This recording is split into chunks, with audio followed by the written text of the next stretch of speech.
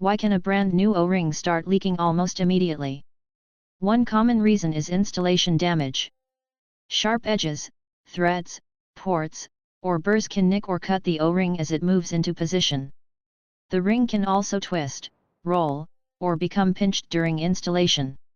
If it does not sit evenly in the groove, the sealing contact may become uneven. Friction matters too. A dry O-ring can be harder to install without damage.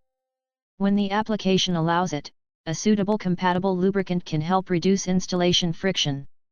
Contamination is another problem. Dirt, metal chips, or other debris trapped in the groove can prevent the O-ring from seating correctly and leave a leakage path. So if a new O-ring leaks right after installation, do not immediately blame the size or material. Check for cuts, twisting, pinching, contamination, and make sure the O-ring is fully seated in the groove.